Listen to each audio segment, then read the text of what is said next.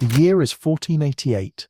A 12-year-old girl stands in the highest tower of Chateau de Nantes, her small hands gripping the cold stone windowsill until her knuckles turn white. Below, the banners of enemy armies stretch across the Breton countryside like a plague of locusts. The wind carries the acrid smell of smoke from burning villages, and somewhere in the distance, she can hear the faint clash of steel on steel. This is not how queens are supposed to be made. Anne of Brittany presses her face against the window, her breath fogging the glass as she watches her world crumble. The weight of a duchy, an entire people, rests on shoulders that should be carrying nothing heavier than a child's concerns. But childhood ended for Anne the moment her father's laboured breathing stopped echoing through these same stone halls. Now she is Duchess of Brittany, the last hope of a proud Celtic nation, and powerful men across Europe are already deciding her fate, like merchants haggling over a prized mare. She doesn't know it yet, but she will be forced to marry 3 times. She will endure at least 14 pregnancies, watching child after child slip away like morning mist. She will be passed from one conqueror to another, each marriage a political shackle disguised as a golden crown. This is the story of how a little girl became the most tragic queen in European history, and how she somehow found the strength to fight back. Before diving into these forgotten stories of survival and suffering, if you enjoy learning about the hidden truths of history, consider hitting that like button and subscribing for more content like this. And please, comment below to let me know where you're listening from. I find it incredible that we're exploring these ancient stories together from different parts of the world, connected across time and space by our shared curiosity about the past. To understand Anne's tragedy, you have to understand what Brittany was and what it meant to lose it. Picture a land where ancient Celtic traditions still whispered through oak groves, where the Breton language flowed like honey on the tongues of fishermen and farmers, where proud dukes had ruled independently for centuries, while the rest of Europe shifted like sand around them. Brittany was the last free Celtic nation, a stubborn thorn in the side of an expanding French kingdom. When Anne's father, Duke Francis II, died in 1488, he left behind no male heirs, only 2 daughters, with Anne as the elder. In a world where women were considered property to be traded, inherited, or conquered, this was both Anne's curse and her opportunity. The moment news of Francis's death reached the royal courts of Europe, the vultures began circling. King Charles VIII of France, barely older than Anne herself, saw an opportunity to finally absorb Brittany into his growing empire. The Holy Roman Emperor Maximilian V viewed her as a potential pawn in his endless chess game with France. Meanwhile, Anne stood in her father's tomb, tears streaming down her face, unknowing that powerful men were already drawing up marriage contracts with her name on them. At 13, Anne made her first desperate move. In a secret ceremony that would have been considered treasonous by the French court, she married Maximilian Amai by proxy. The emperor wasn't even present. A stand-in held Anne's trembling hand as she spoke vows to a man she'd never met, in a language she barely understood. It was a political alliance masquerading as a marriage, designed to give Brittany the protection of the Holy Roman Empire against French aggression. But Anne had underestimated the ruthlessness of teenage kings. Charles VIII of France was not about to let his prize slip away to a Habsburg emperor. In 1491, French armies swept across Brittany like a plague of iron and fire. They moved with the precision of a well-oiled machine, capturing fortress after fortress, cutting off supply lines, and slowly tightening the noose around Anne's neck. Picture the scene, a 15-year-old girl standing on the battlements of Rennes, watching the French banners multiply on the horizon like a deadly rash. Her advisors speak in hushed, urgent tones behind her, but their words blur together into meaningless noise. The reality is stark and brutal. Brittany cannot win this war. The French have more men, more gold, more time. Anne's proxy marriage to Maximilian has proven to be nothing more than a paper shield against a very real sword. The siege of Rennes lasted months. Inside the city, food grew scarce, and Anne could hear the distant thunder of French cannons testing the walls. She must have wondered if Maximilian would come to her aid, if the promised armies of the Holy Roman Empire would appear on the horizon like salvation. They never came. In the game of European politics, Anne was discovering that promises made to teenage girls were worth less than the parchment they were written on. By winter, the choice was clear: surrender or watch her people starve. Anne chose surrender, but Charles VIII's terms were savage. Not only would she have to renounce her marriage to Maximilian, but she would have to marry Charles himself, the conqueror demanding the conquered as his bride. It was a pattern as old as warfare itself. On December 6, 1491, Anne stood in the Cathedral of Langres, her hands shaking as she placed them in Charles's. She was barely 16, and he was 21. The ceremony was magnificent: cloth of gold, precious stones, hundreds of witnesses.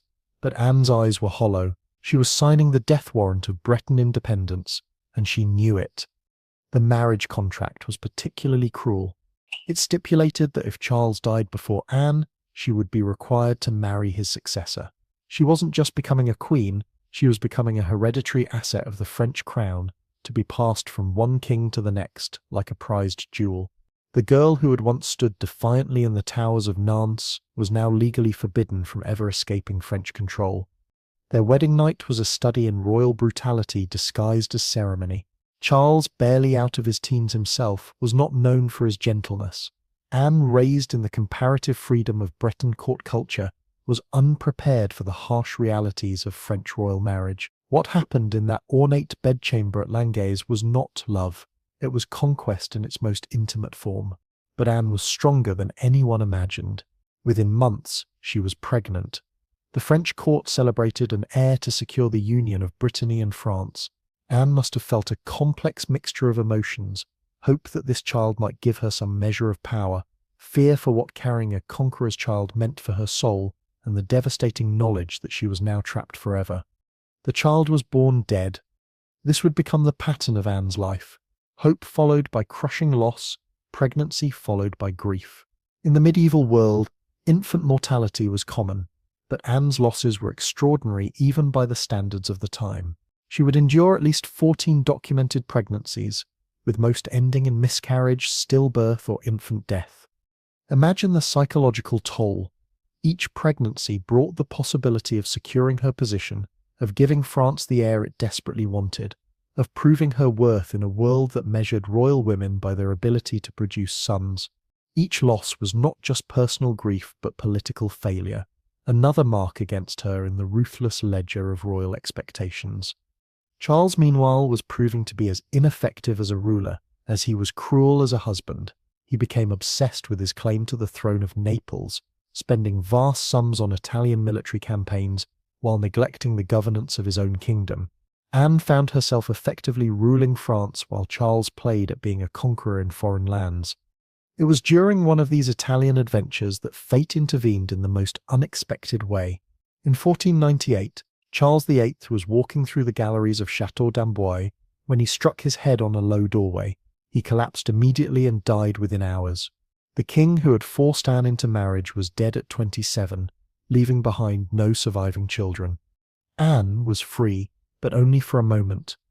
According to the terms of her marriage contract, she was now required to marry Charles's successor, Louis XII. But Louis presented a problem. He was already married to Joan of France, the daughter of Louis XI. The solution was typically medieval in its cynical efficiency. Louis would seek an annulment from the Pope, claiming his marriage to Joan was invalid. The annulment process was a masterpiece of royal manipulation. Louis claimed that Joan was physically deformed and unable to consummate their marriage, despite the fact that they had been married for 20 years. Joan, a pious woman who had never done anything but serve her husband faithfully, was dragged through public humiliation as intimate details of her body and their marriage were debated by church lawyers. Anne watched this proceeding with growing horror. She was seeing her own future played out in Joan's present. Royal women were not people but problems to be solved, obstacles to be removed, resources to be redistributed. When Joan was finally cast aside and sent to a convent, Anne knew she was staring at her own potential fate. But Anne had learned something during her first marriage. She had discovered that even trapped queens could wield power if they were clever enough. When Louis XII came to claim her as his bride, Anne surprised everyone by negotiating. She agreed to marry Louis, but this time she demanded concessions. Brittany would retain certain autonomous privileges. She would have a say in the succession if they had children.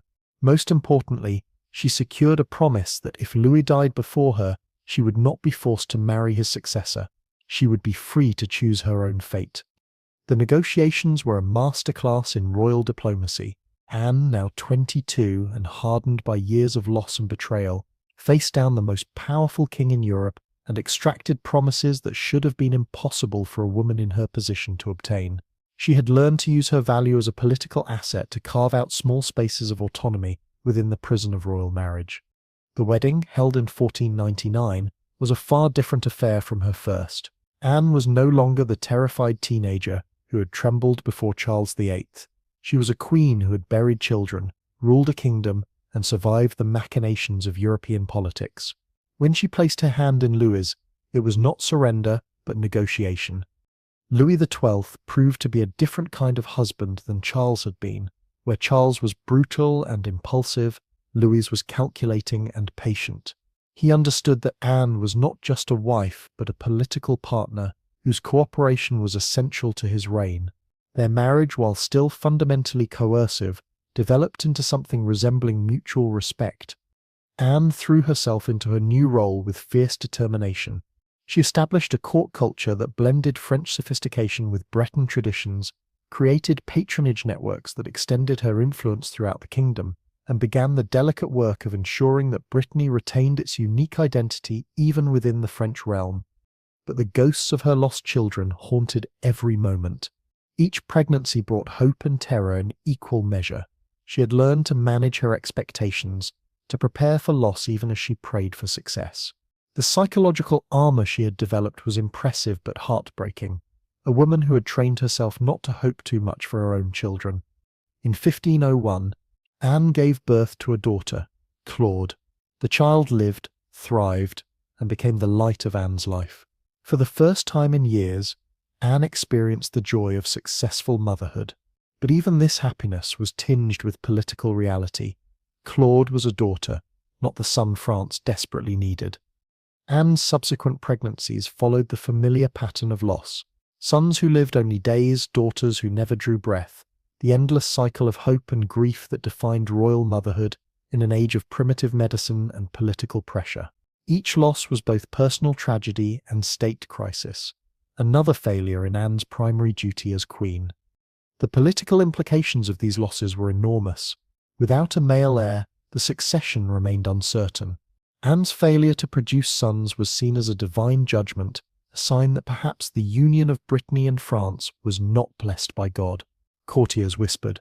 Foreign ambassadors sent coded messages to their masters, and Anne felt the weight of an entire kingdom's future pressing down on her shoulders. But Anne had learned to find power in unexpected places. She became a patron of the arts, commissioning works that celebrated Breton culture and history. She established schools and hospitals, creating institutions that would outlast her own life. She carefully managed her daughter Claude's education, ensuring that the girl would be prepared for the brutal realities of royal life. In 1514, after 15 years of marriage to Louis XII, Anne faced her greatest test. Louis, now 52 and in poor health, was contemplating remarriage after Anne's death to secure the succession. The king, who had promised to honour their marriage contract, was already making contingency plans that would undo everything Anne had fought for.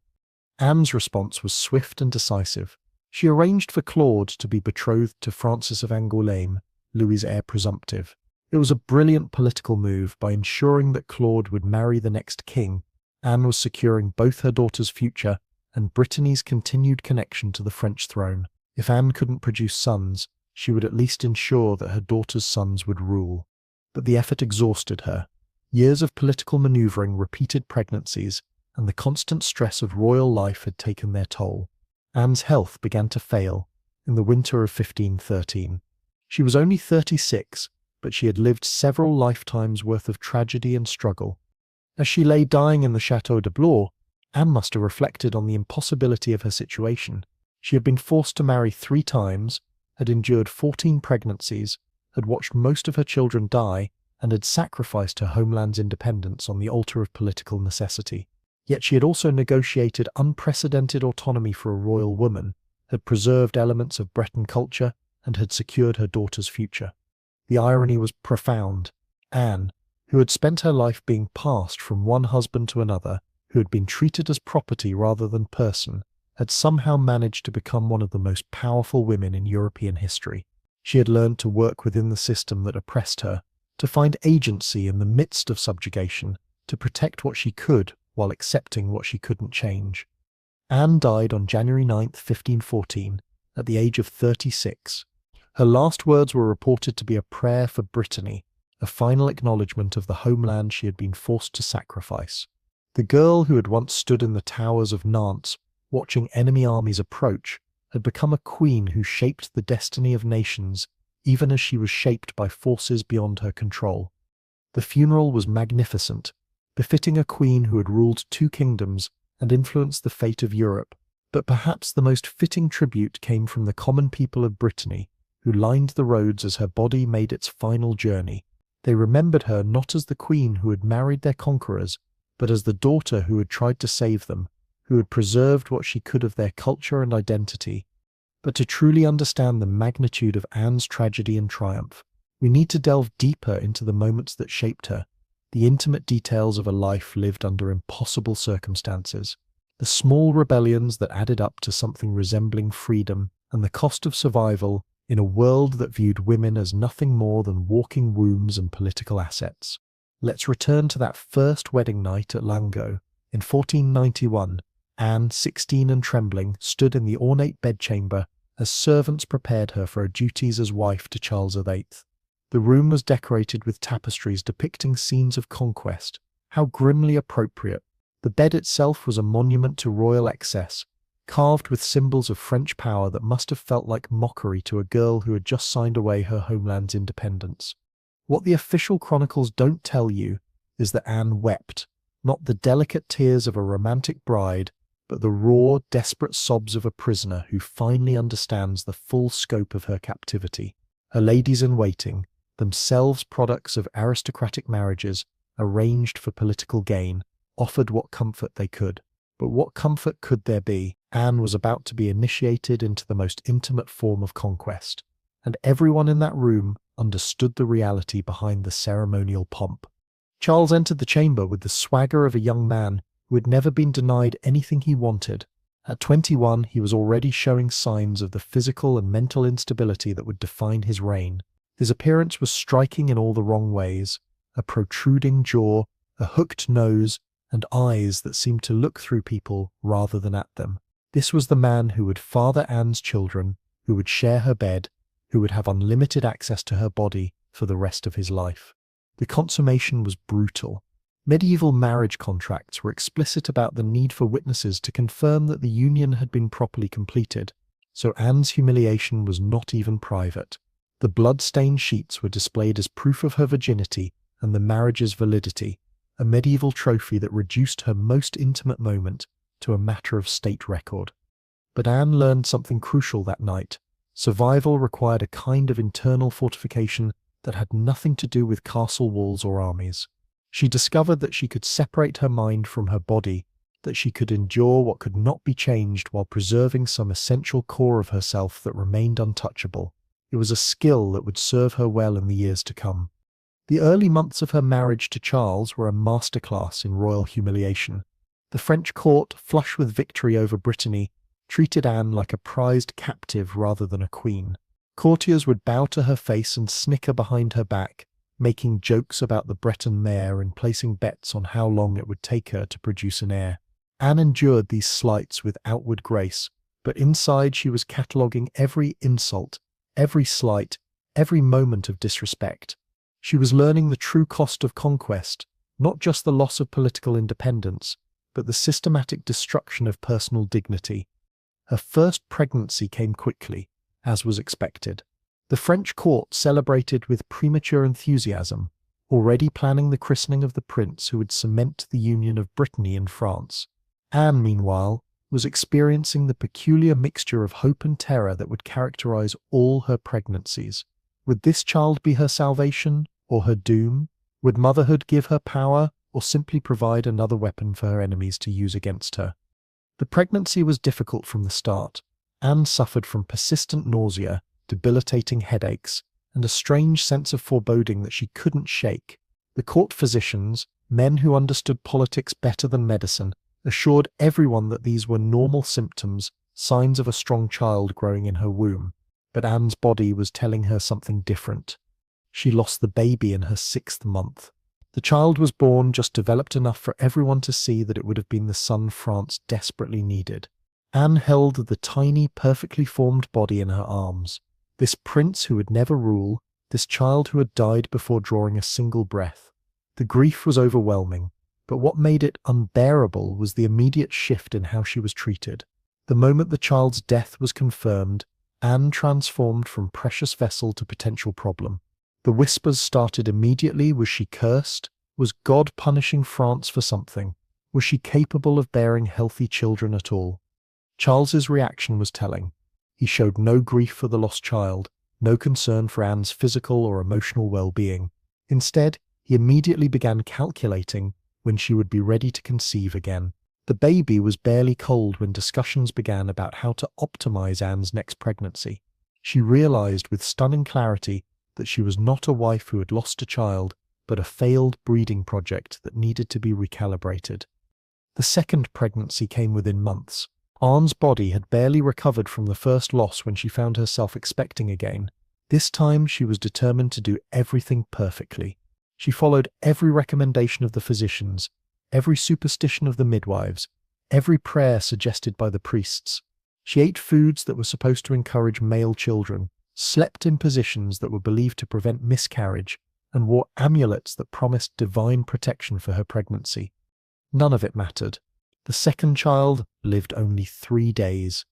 Anne held her dying son as his breathing grew shallow, watching the life fade from his eyes while courtiers already whispered about what his death meant for the succession. She realized that she was trapped in a nightmare from which there was no awakening, condemned to endure pregnancy after pregnancy, loss after loss, with each failure making her more vulnerable to the political machinations of those who saw her as an obstacle to be removed.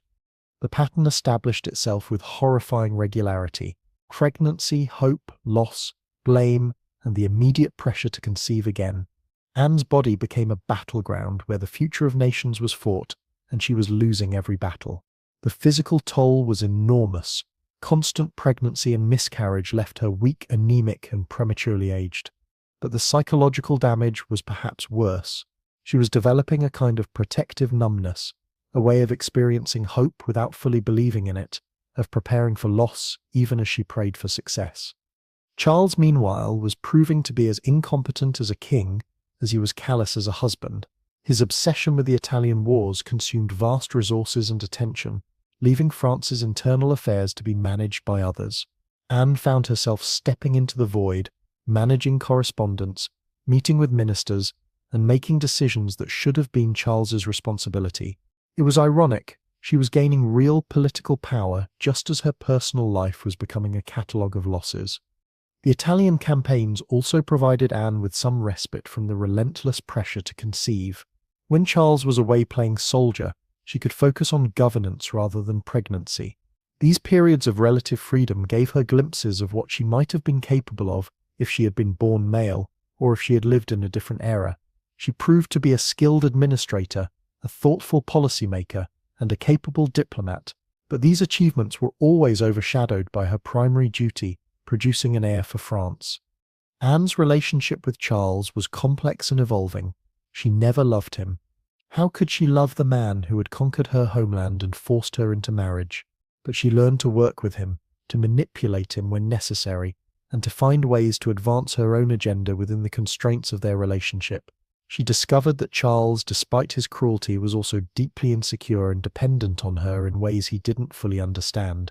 This gave her leverage, small spaces where she could exercise influence and protect what mattered to her. One of Anne's most significant acts of subtle rebellion was her patronage of Breton culture. While she could not prevent the political absorption of Brittany into France, she could ensure that Breton traditions, language, and customs were preserved and celebrated. She commissioned works of art that depicted Breton history, supported scholars who studied Breton literature, and maintained a court culture that honored her homeland's heritage. These might seem like small gestures, but they were acts of cultural resistance that helped preserve Breton identity for future generations. Anne also began to build networks of female power that transcended traditional political boundaries. She corresponded with other queens and noblewomen across Europe, sharing information, offering support, and creating informal alliances that operated outside the male-dominated diplomatic sphere. These relationships provided her with both practical advantages and emotional sustenance during the darkest periods of her life. The death of Charles VIII in 1498 was both liberation and fresh trauma for Anne. She was finally free from a marriage that had brought her nothing but pain, but she immediately faced the prospect of another forced union. Louis XII's pursuit of an annulment from his wife Joan was a stark reminder that royal marriages were business transactions, not personal relationships. Anne watched Joan's public humiliation with a mixture of sympathy and terror, knowing that she was seeing her own potential future played out in real time. But Anne was no longer the terrified 16-year-old who had been dragged to the altar at Langay. She was now 22, hardened by years of loss and political maneuvering, and she had learned to use her value as a political asset to extract concessions from those who sought to use her. Her negotiations with Louis XII were a masterpiece of strategic thinking, proof that she had transformed from victim to player in the game of European politics. The terms she negotiated were unprecedented for a woman in her position. She secured guarantees about Brittany's autonomy, provisions for her own financial security, and most importantly, a promise that if Louis died before her, she would not be forced to marry his successor. These concessions represented a fundamental shift in the balance of power within royal marriage. Anne had managed to carve out spaces of agency within a system designed to deny her any autonomy at all. Her second wedding, to Louis XII in 1499, was a very different affair from her first. Anne entered this marriage not as a conquered prize, but as a negotiating partner who had secured terms that protected her interests.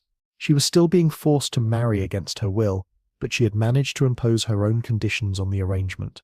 It was a small victory, but in the context of her life, small victories were everything. Louis XII proved to be a very different kind of husband from Charles V. Where Charles had been brutal and neglectful, Louis was calculating and attentive.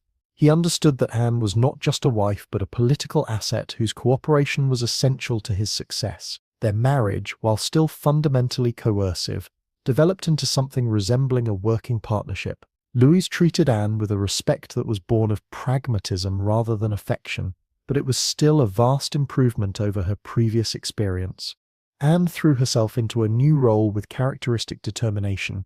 She established a court that was both sophisticated and distinctly her own, blending French grandeur with Breton traditions in ways that honored both cultures.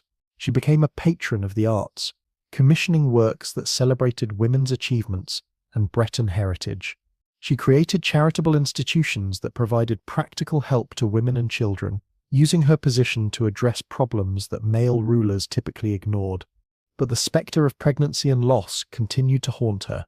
Each time she conceived, Anne faced the familiar mixture of hope and dread. She had learned to manage her expectations, to prepare for disappointment even as she prayed for success. The armor she had developed was psychologically necessary but heartbreaking. A woman who had trained herself not to hope too much for her own children, because hope made the losses unbearable. The birth of Claude in 1501 was a moment of pure joy in Anne's life. After years of losses, she finally had a child who lived, who thrived, who brought light into the darkness of her existence. But even this happiness was complicated by political reality. Claude was a daughter, not the son France needed, and Anne knew that her failure to produce a male heir would continue to be held against her. Anne's relationship with Claude was intense and complex. She was determined to prepare her daughter for the realities of royal life while protecting her from the worst aspects of Anne's own experience. She supervised Claude's education personally, ensuring that the girl learned not just the traditional feminine accomplishments, but also the political skills she would need to survive in a world that saw women as pawns in masculine games of power. The ongoing cycle of pregnancy and loss continued to define Anne's life. Each miscarriage was both personal tragedy and political crisis, another failure in her primary duty as queen. The physical toll was enormous. Anne's health deteriorated under the strain of constant pregnancy and loss, but perhaps more devastating was the psychological impact. She was living in a state of perpetual grief, never fully recovering from one loss before facing the possibility of another. Anne's final years were marked by a desperate race against time. She knew that her own health was failing, and she was determined to secure her daughter's future before it was too late. Her arrangement of Claude's betrothal to Francis of Angoulême was a stroke of political genius. By ensuring that Claude would marry the next king, Anne was protecting both her daughter's position and the interests of Brittany. It was a masterpiece of long-term strategic thinking, the culmination of years of careful political maneuvering. The irony of Anne's death was profound. She had spent her entire adult life being passed from one husband to another, treated as property rather than person, forced to endure pregnancy after pregnancy in service of political goals she had never chosen. Yet she had somehow managed to become one of the most powerful women in European history, someone who had shaped the destiny of nations, even as she was shaped by forces beyond her control. Anne's legacy is complex and multi-layered. She failed in her primary duty as defined by her era. She never produced the male heir that France desperately needed, but she succeeded in preserving elements of Breton culture, in advancing the cause of women's education and welfare, and in creating a template for how royal women could exercise agency within systems designed to deny them power. She transformed from victim to survivor, to someone who found ways to protect what mattered most, even when everything else was lost. The young girl who had stood in the tower at Nantes, watching enemy armies approach, could never have imagined the life that awaited her, but perhaps she would have recognized the strength it took to survive such a life, the courage required to keep fighting even when victory seemed impossible. Anne of Brittany was indeed a child queen forced to marry her executioner, but she was also something more, a woman who discovered that even in the darkest circumstances, there are always small spaces where hope can flourish, where love can exist, where the human spirit can find ways to endure and even triumph. Her story reminds us that history is not just about kings and battles and grand political movements. It's also about individuals caught in circumstances beyond their control, people who find ways to preserve what they can while they can, who discover that sometimes the greatest victories are the ones that no one else even notices. Anne saved what she could of her world, and in doing so, she saved something essential about what it means to be human in the face of impossible odds. The wind still blows through the towers of Nantes, carrying the salt scent of the sea and the whispered stories of those who came before, and sometimes, if you listen carefully, you can hear the echo of a young girl's voice, defiant and determined, promising that some things, love, hope, the memory of who we were, will endure long after the armies have passed and the conquerors have turned to dust. Anne's daughter Claude would go on to marry Francis I and become Queen of France, continuing the line that would rule for centuries. But Claude's path was remarkably different from her mother's. She enjoyed the relative freedom that came from marrying by choice rather than conquest, from entering a union that was political but not coercive. The cycle of forced marriage and political subjugation that had defined Anne's life was finally broken by Anne herself.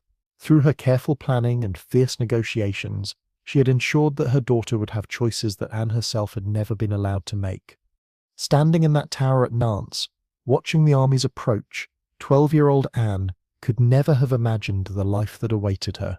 She could never have foreseen that she would be forced to marry her conqueror, that she would bury child after child, that she would become the most powerful woman in France, even as she remained trapped by the very system that elevated her. But perhaps she would have recognized the strength it took to survive such a life. Perhaps she would have understood that sometimes the greatest act of rebellion is not resistance but persistence, not the dramatic gesture but the quiet determination to protect what you can while you can. Anne of Brittany was indeed a child queen forced to marry her executioner, but she was also something more, a woman who discovered that even in the darkest circumstances, even within the most restrictive systems, there are always small spaces where agency can flourish, where love can exist, where hope can survive. The girl in the tower became the woman who saved what she could of her world, who transformed conquest into negotiation, who turned survival into a form of victory. In the end, perhaps that's the most any of us can hope for, to face the forces that would destroy us and find ways to preserve what matters most, even when everything else is lost. The wind still blows through the towers of Nantes, carrying the salt scent of the sea and the whispered stories of those who came before. And sometimes, if you listen carefully, you can hear the echo of a young girl's voice, defiant and determined, promising that some things, love, hope, the memory of who we were, will endure long after the armies have passed, and the conquerors have turned to dust.